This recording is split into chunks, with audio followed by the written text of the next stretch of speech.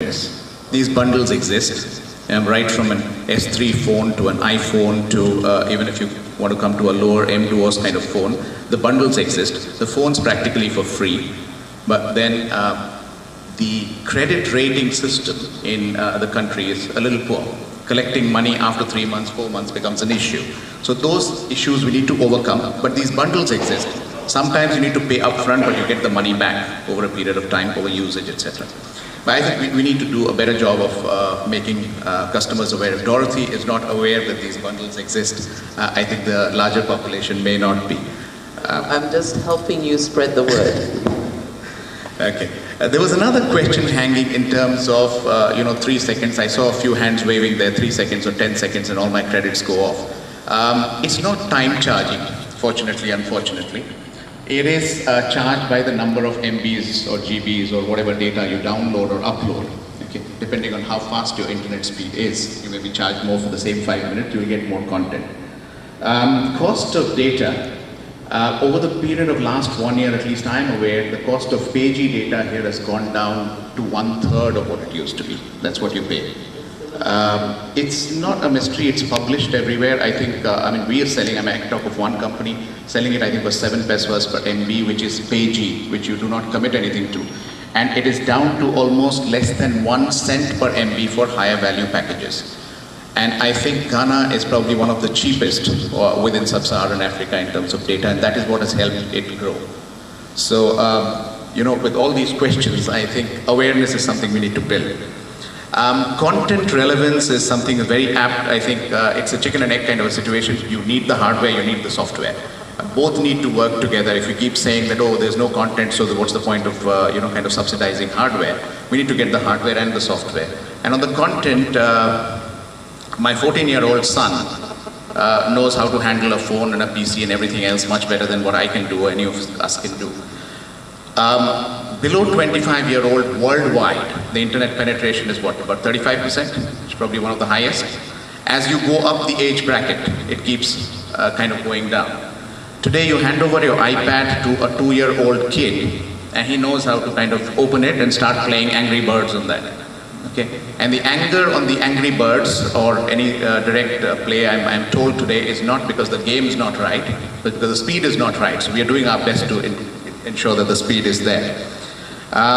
So the content relevance also, I think large part of it, the first example given up there was Angry Birds. And World Bank obviously came with more real examples of can I apply for my license, etc. But I think you need to actually seduce people to come in with Angry Birds. Once they come into the device, they will do their license and taxes as well. Okay, most of the people learn that way, is what our take is. The developer community, and I can understand where Kofi is coming from in terms of monopoly. It depends on which side of the fence you're sitting. You either like monopoly or don't like monopoly. Okay, right now, because I'm not Safaricom in Kenya, I don't particularly like it. Okay, but what I can say as an example on the other side is with Windows or even Apple, the PC industry didn't really boom, or the mobile industry didn't really boom. When Android came with an open platform, it boomed smartphone. So therefore, I'm putting a lot of stock on Firefox today, saying if they come with an open platform, the patents part is reduced. Today, roughly the figure is what, $12 to about $15, which goes into patents in each of the smartphones. So if you really want to get a $30 phone, you're not going to get it with those patents in place. So you need someone with an open source to take that money away to make it more affordable. Okay, both sides are true, but then people who are producing it, if they're putting money in research, they need to get their money back somewhere to put more money in research. Coming to M-Pesa. Yes, M-Pesa. You don't want M-Pesa. No, I'm saying your question was an M-Pesa. I'm sorry, I had to rewind because there were a lot of these questions. He's just trying to take more time. Okay, tell us about what needs to happen in Ghana, and then maybe I'll be asking you to comment a bit on this tricky question. Just building, just kind of clearing this. Ghana is, I think with most operators, it's interoperable. So you can send money from Airtel to MTN. It's available. And I think vice versa is also true. What we need to build in Ghana is the ecosystem out there for the channel who need to maintain a float. We have a huge channel, but they don't have enough float to manage the Airtel Money or m-commerce. Yeah, but how easy it how easy is it for a Ghanaian developer to sell their application to the Ghanaian public? I mean, the stories we hear are sitting for days and days trying to meet the value-added services manager within a particular telco. There must be a more efficient way of getting your app out there and getting, having the ability to pay. And this is why mobile payments is a dimension of a whole ecosystem of, you know, an online payment system that will allow people to make secure payments in Ghana. And I think that's what's lacking. Maybe Mavis, you want to comment on that one? That is something the World Bank here works on quite actively in other places. I'd like to ask, how many Ghanaians are using apps, period? Whether it's locally produced, have you done that? Yeah, I mean, it's difficult to know, but I can answer for her quickly that just last week we had a little bit of a stakeholder group meeting. And of course, people are using apps in Ghana when they have Android phones because they can download free apps.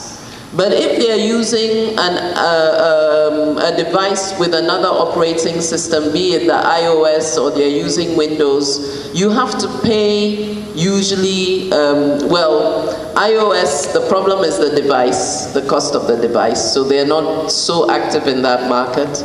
But on the Windows platform, I understand there are no real free apps, just very few of them.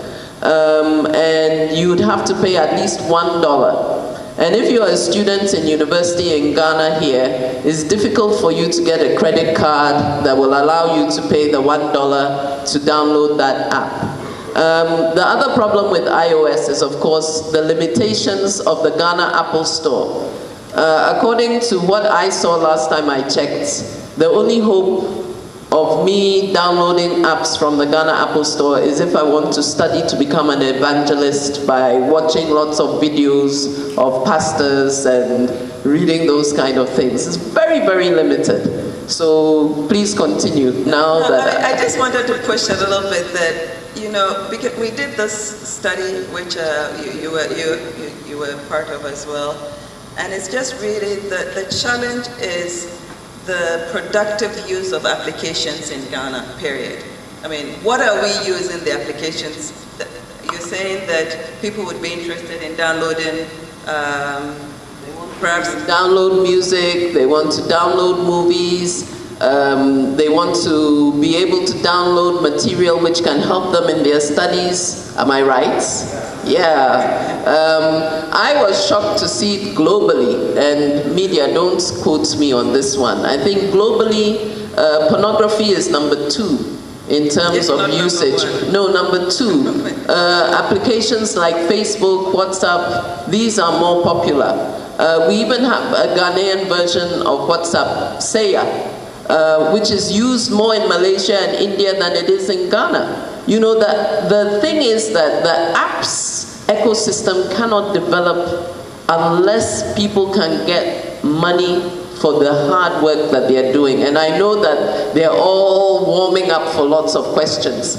So after Mavis, I'll ask Albert to comment on this. I mean, if I can just add, this is an area that is really